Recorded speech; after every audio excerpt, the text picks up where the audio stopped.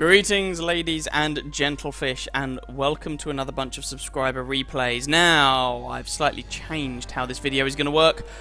We were going to have a bit of a perusal up one of the German tank destroyer lines. Unfortunately, one of the replays I was going to use for this isn't working particularly well. So we're still going to do that a little bit. We're just going to have to skip out the Nashorn that I was going to look at. And we're going to have to start at the Sturra Emil. It's not a massive problem. We'll then have a look at the Rheinmetall Borsig.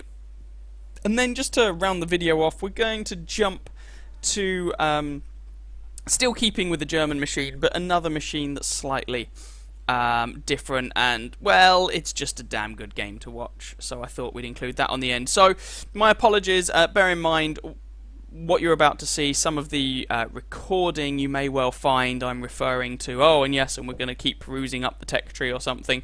We're not really going to do that because, as I say, one of the replays bugged out hideously, but I don't want to re-record lots and lots of gameplay footage as I don't really have the time. I've got packing to do. So I hope you'll forgive me for that. Anyway, I hope you enjoy regardless. Bunch of subscriber replays, and as ever, if you would like to send your subscriber replays to me, then please upload them to whatreplays.com, send me the URL as a link in a PM on YouTube, and I shall take a look. With that all said, on with the show, and I hope you enjoy. Game number 2 then, we progress up a tier, and we are looking at the much maligned Sturra Emil, once again being driven for us today by Dampney. Now, some of you may have noticed something odd about Dampney's Sturra Emil. That's right, he's using the stock gun. The Sturra Emil is a slightly odd machine in that the top gun on this tank hits like a truck, but only gets 15 rounds of ammunition. And does not, I don't think, get a premium round. But it does still hit like a truck at the end of the day. I mean, 490 alpha damage, I believe it is, at tier 7. It's quite a lot. Nonetheless, Dampney is using the stock gun. This is basically the gun you get on the Dicker Max. 300 alpha damage, 169 penetration with armor piercing. If you're willing to fire a little bit of APCR, that pen goes up to 227. HE, 380 damage and 53 penetration. Now, you may also have noticed that the mobility on the Sturra Emil is decidedly poo. This thing really only has two things going for it. One, the gun, but we've already established Dampney isn't using that gun. And two, the gun depression, which on this tank is very, very, very good, but it doesn't have any armor or anything to back that up. It's not a very well liked tank as a general rule of thumb. I am grinding through it. Well, I'm not hard grinding it at the moment. I have it. I have played a few games in it. I have played enough games that I have got the top gun in the tank. I may even have got fed up with the stock gun and used some free XP to unlock the top gun. I cannot remember now. But either way, I have the top gun. And let me tell you, when you get the top gun, God, it hits hard. But it's one of those guns that has an annoying habit of going, what? I'm fully aimed at close range on the big flat side of a very easy to penetrate target. Lol, into the tracks. It's really, really, really annoying. Anyway. Dampney is coming along the train tracks here from the south spawn, trying to find bad guys to shoot at. That Ferdinand is on the other side of the train tracks, so that isn't going to work. And he's got a bunch of friends here with him who are pushing their way along, but Dampney has seen that there is a Super Pershing on the wrong side of the train tracks, well, the right side from him. Oh, low damage roll, good lord. 300 alpha and he rolls for 240, that's pitiful. 257, another low damage roll. The flip side is it did blow the guy's tracks off, which means Dampney has now picked up almost 1,000 assistance damage, as well as taking out that Super Pershing. So actually, although it was a low damage roll, that shot that tracked the Super Pershing was a bit of luck, as it made the Super Pershing go up to the big tank graveyard in the sky. Now, Dampney got spotted there. You don't want to get spotted in the Sturra Emil because you will die. So he has moved. He ducked down so that he didn't have people shooting at him still. And now you are going to see the sublime engine power that this tank has. Feel free to go and make yourselves a tea. Coffee if you prefer. Maybe something stronger, who knows. While we wait for Dampney to climb the hill. Wasn't that exciting, ladies and gentlemen? Delightful. Now, interestingly, Dampney actually gets spotted out here, and there is an enemy Type 64 who has sneakily made his way all the way across, actually, to the friendly base, basically, and manages to take out the friendly M12 artillery piece, which is a little bit awkward. Dampney decides we can't have any of this, we need to deal with him, but gets distracted by a T-25/2. Doesn't aim that shot because, well, he's already been hit once by it, but this is where you can use the Stuart Emil's gun depression to your advantage. Doesn't want to hang around there waiting for the T-25/2 to shoot him again, but uses his gun depression, makes himself as small a target as possible. I don't think Dampney has had a single damage roll that has been even average yet, let alone above average. And he leaves that T-25/2 on low health. Type 64 is coming for him now. And Dampney is just holding his ground. Now, this is one of those situations where the small gun might actually be useful, because it's entirely possible the Type will come up. If he's a decent player, try and bait a shot from Dampney and then try and come and kill Dampney while he's reloading. Of course, the difference is, as Dampney is using the stock gun, he reloads decidedly faster, and so the guy might suddenly find himself in a whole world of, ow, how did you shoot me so quickly? If he isn't careful. As it is, the guy seems to have ducked out of the way, not quite sure where he's going to come up from. Dampney seemed to be expecting him to come around from the side, which is not a terrible plan, as the guy disappeared, but it doesn't look like the Type 64 is going to oblige. We don't know where that little blighter's gone. And when you're in a Stuart Emil, that is not a good thing, because it takes you ages to get anywhere. Trundling along currently at 22, 23 kilometers an hour, the wind blowing through your hair, bugs in your teeth, generally wishing you were driving anything else. Not quite anything else. He's not driving a Churchill gun carrier. You always have that in the Stuart Emil. At least it's not a CGC. And actually the Type 64 decides, you know what, I'm not going to bother trying to tangle with that Stuart Emil. There's some artillery to eat. Om nom nom nom nom. And so he heads back to go and murderize some arty. Now, I'm actually going to speed this up a little bit, because good lord, this is painful. Type 64 has killed the SU-8. The friendly team have also lost an SU-100. And now, there we go. Dampney is able to put a shot into that Type 64 and actually finish him off, as it's taken a little bit of damage. Hasn't stopped the team going 2 kills down, however. So, Dampney crosses over the bridge once again. The friendly Tiger P is capping the friendly base, which means that essentially the bad guys are going to have to go back to defend their own base. So, it looks like the thought going through Dampney's head here is, right, I need to go and actually protect that Tiger P. There are going to be bad guys there. The Tiger P is going to spot them, which means I get to go pew, pew, pew into their tanks, and that will be good. That is certainly the logic I would be following. Lorraine 40T executes that T-29, and the Tiger P takes a big old slap in the face, followed by another one. I assume that was the O-knee, and then maybe the VK shooting that Tiger P. Tiger P is not the best tank in the world, or it could have been the Leo, who is hunkered down behind a house. God damn it. Well, Dampney decides to use his ammunition to take out the house. You wouldn't do this with the Top Gun because you only have those 15 rounds of ammunition. And that would make you a very sad panda. Tiger P unfortunately falls, going down to the O-knee, who is probably using a derp gun. But that does mean the Leo feels brave enough to come out, although unfortunately this gun is not the most accurate gun in the world, and Dampney actually misses that shot on the side of the Leo.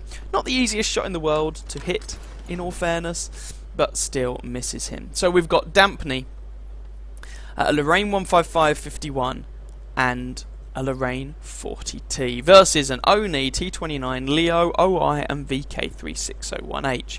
Depending on the hit points the enemies have, this is not a lost game. The Lorraine, for example, is capable of doing a lot of damage, and there's a very brave and very not fully upgraded T29. Unfortunately, Dampney doesn't manage to penetrate the front of that guy's tank, which is a bit of a shame. Can he do it with this shot? No. Also a shame, as the guy's frontal armour holds up, and Dampney decides to preload an APCR round here in an attempt to do something. Leo has also been spotted. Dampney, there we go, his APCR round just goes into the guy's tracks, and at this range, it's the accuracy that's the biggest problem that Dampney has. Now that shot might have hit the T-29, not sure. Friendly Lorraine has repositioned right the way over to this side of the map. The Lorraine is a very, very good Tier 8 premium medium tank. It's not very often you say that these days. Premium medium tanks at Tier 8 in general tend to be a little lackluster, but the Lorraine is an exception. And before anyone criticises Dampney for firing a PCR here or something, please remember, he is using the stock gun. He is not fully upgraded. So there's some assistance damage as that T-29 goes off to the Spirit in the Sky, and an advantage of APCR here. Not only does it have higher penetration, but more importantly against this Leo, the shell velocity is higher. Still doesn't mean he's going to hit every single shot, of course. So Dampney is actually up to almost 2,000 damage and 1,471 assistance damage. Hello, Mr. Leo. There we go, have some more damage. And Dampney has switched back to the armor-piercing rounds now, as he might need those APCR rounds to deal with some of those Japanese heavy tanks. Looks like the Lorraine might be out of ammunition. Dampney is shooting up this Leo, tries to protect him. One more shot will finish this Leo off. And actually the Lorraine does have some shots as he executes that Leo. He's up to 7 kills now, by the way, that Lorraine, so well played to him. Just the 2 Japanese heavy tanks left now at this point, and Dampney therefore switches back to his APCR.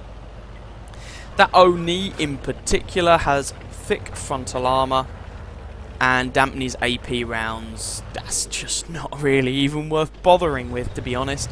Again, if he had the top gun, it would be an entirely different story, but he doesn't, so it's not.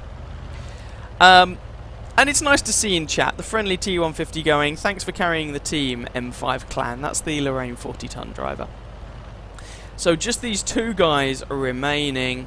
Hopefully the team can do something about them. I'm just going to speed them along, and Dampney actually responds, what am I, chopped liver?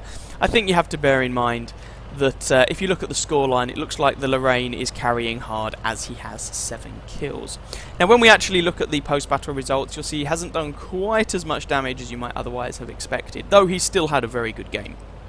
I don't want to take anything away from him. The only point I'm making is sometimes the kill tally can be a little bit deceptive.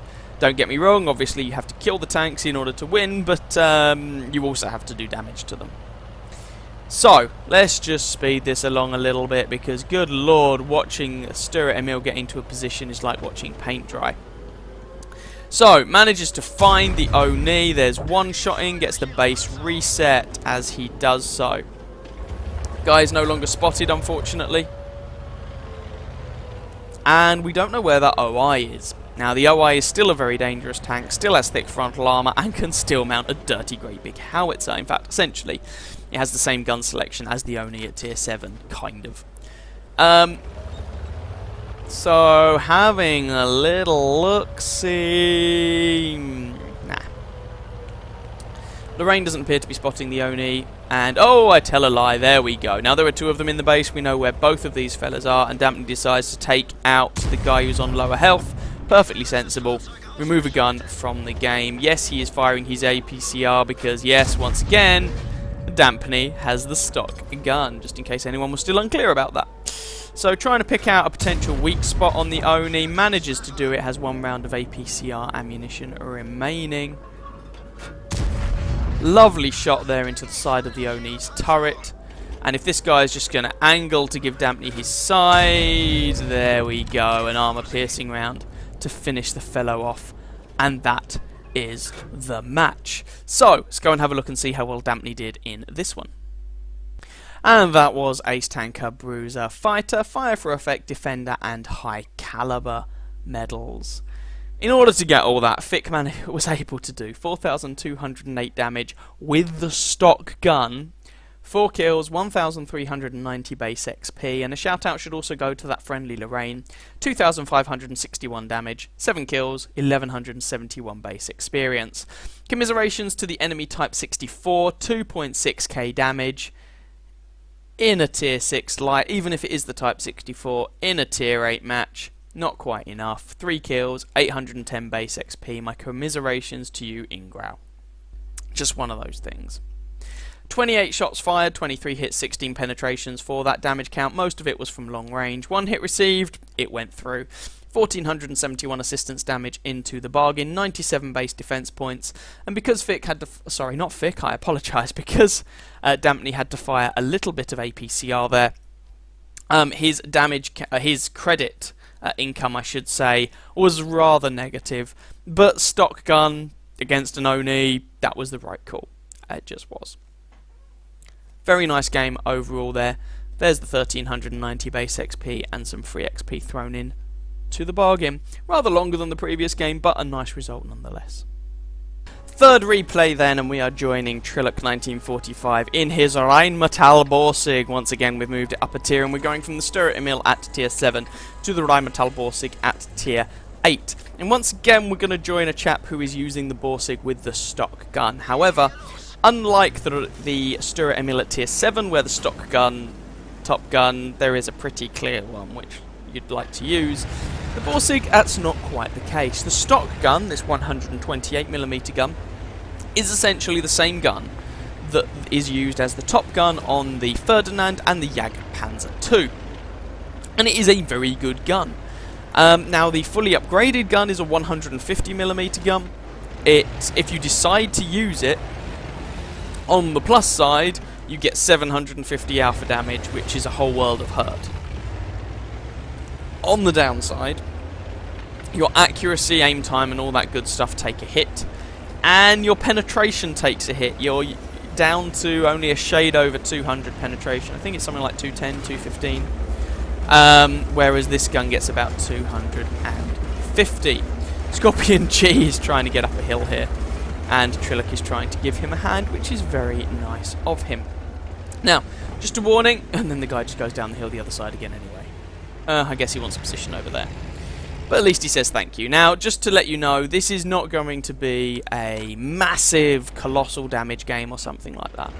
This is going to be, you know, damage-wise and XP-wise, it's going to be a reasonably decent game, but it's not going to be, you know, monumental ace tanker or something along those lines. But I've noticed, I was having a look through the replays that I've been sent, and given that the Borsig is, or has generally been a fairly popular tank destroyer, surprisingly, and that one was a miss unfortunately, surprisingly I haven't actually been sent that many replays of the Rheinmetall Borsig.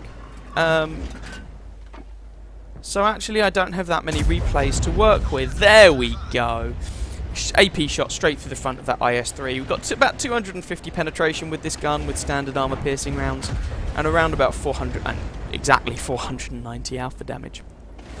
So yeah, you know, when I was putting this video together, I thought, I know I've got a Borsig game, I'll show that. But yeah, people don't seem to have sent me as many Borsig games as I might have expected. And I'm wondering if part of the reason is that instead, since the release of that tank, the Scorpion G, a lot of people have gone, well, what's really the point of me playing the Borsig when I could play the Scorpion G, which has the same gun, still has a turret, is more mobile, and generates me a load of credits. And if that's their rationale, I can certainly understand it. Anyway, Trilloc so far has managed to pick up 1 kill, saving the Scorpion G from the wrath of an IS-3. Very nicely done there. And he's going in search of some other people to kill. And much like the tank's predecessor at tier 7, the Sturret Emil, the Rheinmetall Borsig's engine power is decidedly on the weedy side. It's a little bit odd, because when you look earlier on in the tech tree, at tier 5 you have the Soufflet, which has a very good engine. It's a very fast machine. There are problems with the tank, but mobility isn't one of them. And by the time you've gotten to tier 7, tier 8, the mobility is a bit naff. Tier 9, the mobility is not fantastic. Oh no, needed to give that shot just a little bit of lead. Tier 9, the mobility is alright, if not fantastic, and by the time you get to tier 10, the mobility has gone up a little bit again, I believe, though I have not played it myself. Once again, I am at tier 7 on this particular tank line, and the Sturret Emil is not at the top of my list of machines to actually play. I guess also, since the Borsig was first released, not only have we had the introduction of the Scorpion, but you've also had the introduction of the Charioteer, and that is soon to be buffed.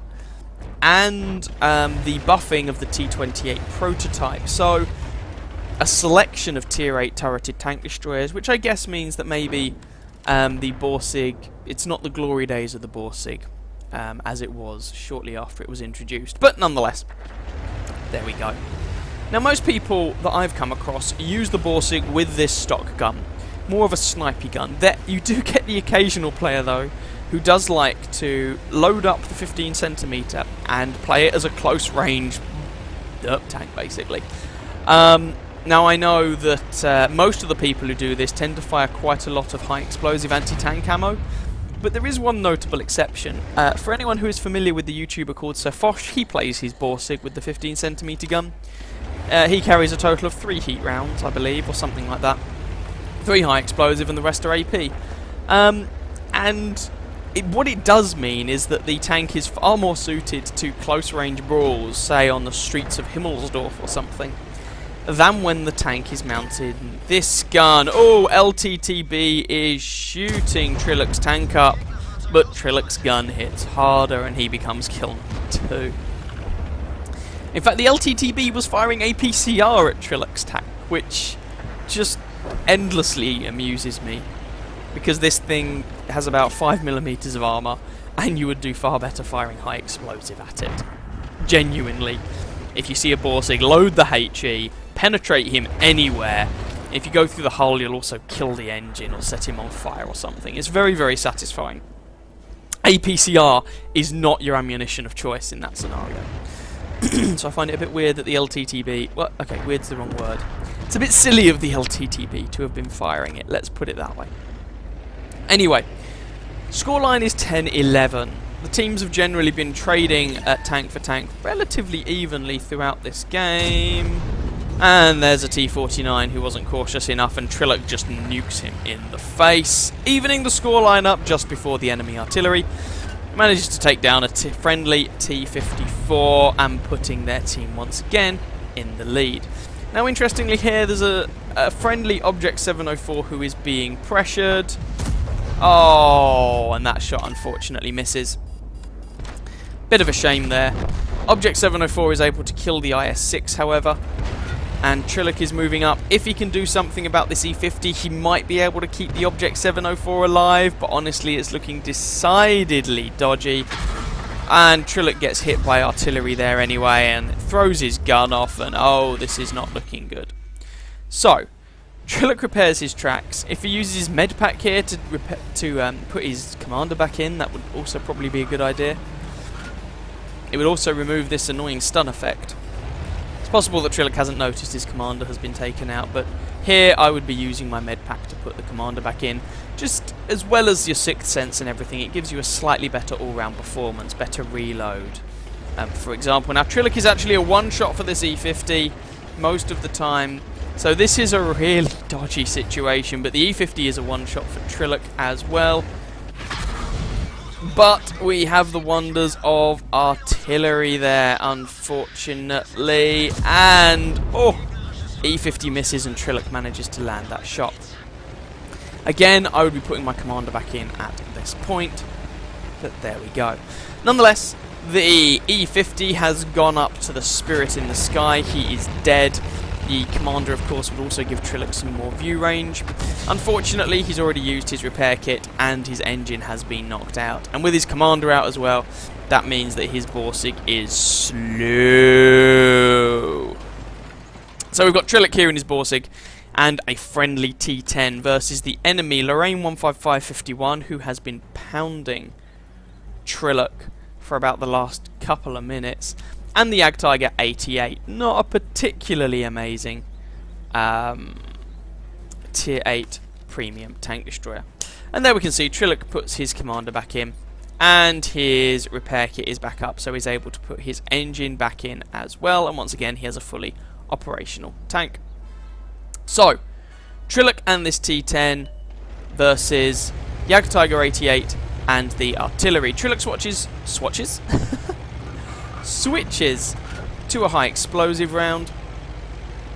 The enemy Jagdtiger is dead. As it is, this high explosive round isn't really necessary, but it does mean, to be fair, that if he hit the Lorraine 155, the guy would have just died as he was on so little health. Trillock wouldn't have needed to penetrate the fellow. But at the end of the day, that's the game. It's not necessary. Trillock is able to pick up a couple of kills towards the end there to help his team over the finishing line, and even manages to survive the wrath of the artillery. So, let's go and have a look and see what the results for this game were for him. Tier 8 match then in the Bossigo, second class mastery, duelist, fighter, and fire for effect ribbons. 1,936 damage done, 4 kills, 940 base experience. Shout out should also go to the friendly T10 who with 4k damage managed to take the game down right in the end with a bit of help from Trillock there. 10 shots fired, 5 hits, 5 penetrations. Usually the gun is a bit more reliable than that, but Trillock was taking a couple of shots that were a little bit chancy and not necessarily the best aimed, but there we go. Only 1.44 kilometers travelled. I say only. The mobility on the tank is so dubious that it takes a while to travel 1.5 kilometers in the Borsig. The ammunition doesn't come cheap, and there were a few misses there, so only a 724 credit profit, but nonetheless, hopefully it showed you what the Borsig is kind of about, and the fact that the stock gun is perfectly usable on that tank. Here we go, the last game of this video, and I promised you something a little bit different.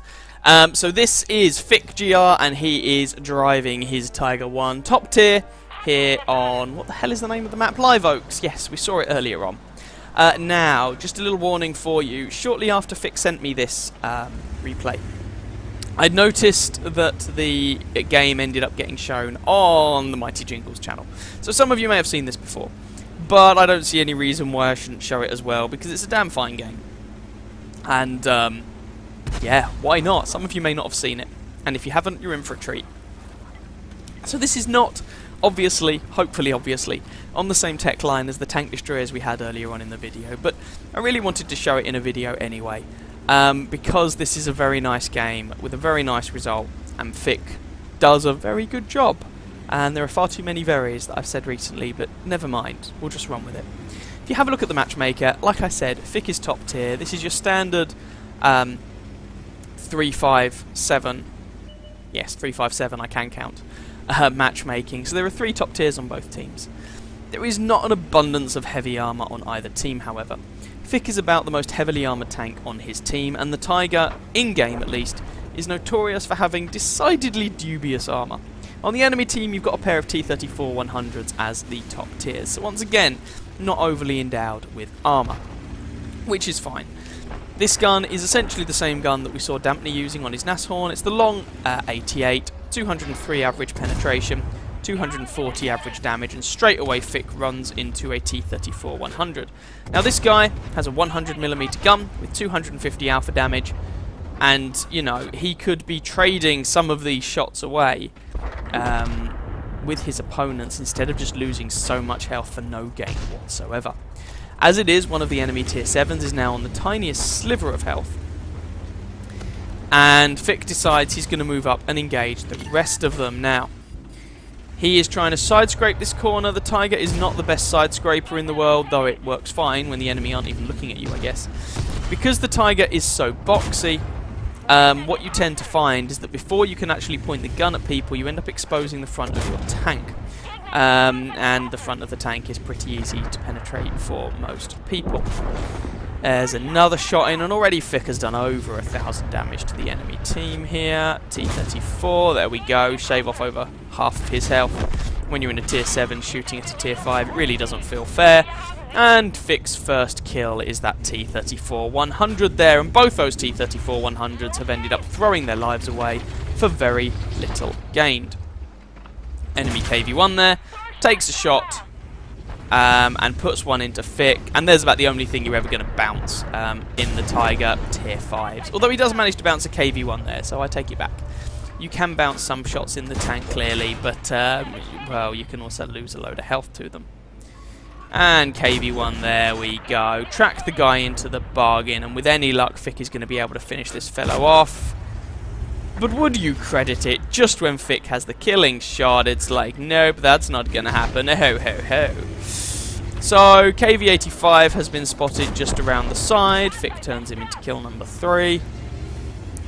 And there is a pair of enemy KV-1s that are still up and alive.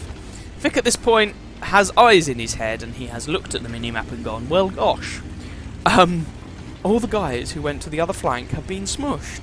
This is suboptimal, apart from a single T-43, to be fair.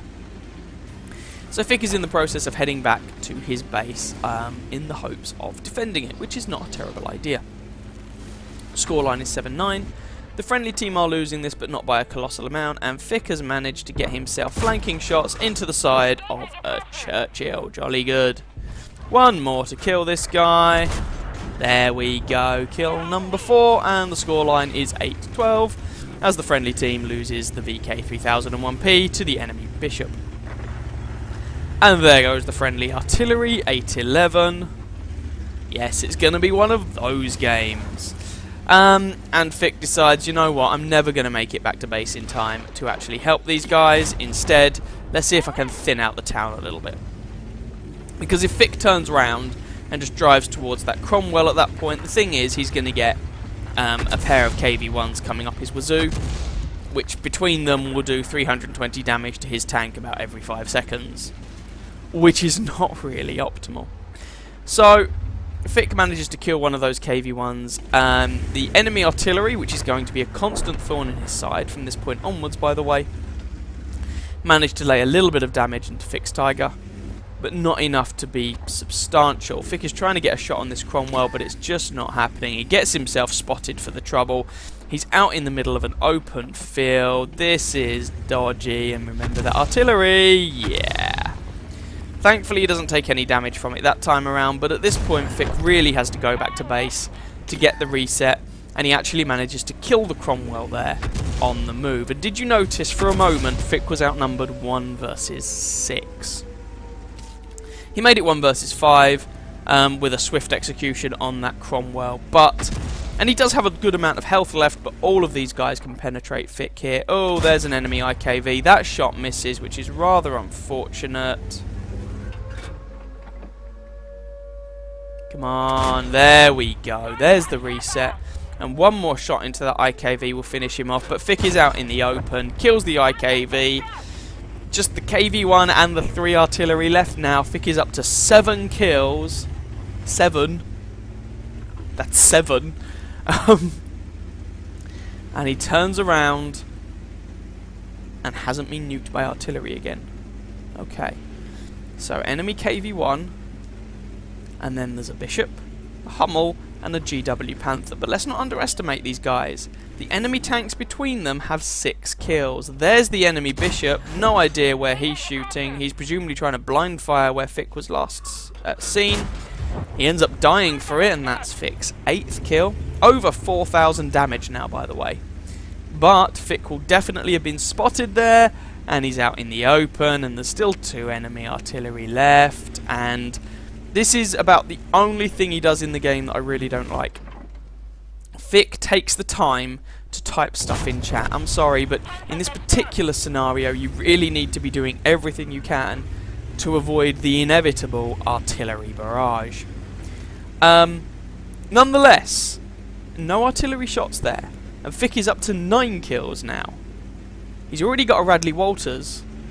Can he upgrade that to a Pools medal? He would need 1 more kill to pick up that Pools medal. Pools medal, of course, gained for acquiring 10 or more kills in a particular game.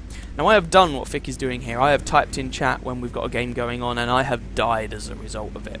And I was having a really good game. The one that sticks in my mind is that a game in the T29. Fick spots out the Hummel here, and no, not able to land a shot on the Hummel. He's the other side of that embankment, which is a bit awkward. Fick himself gets spotted, though.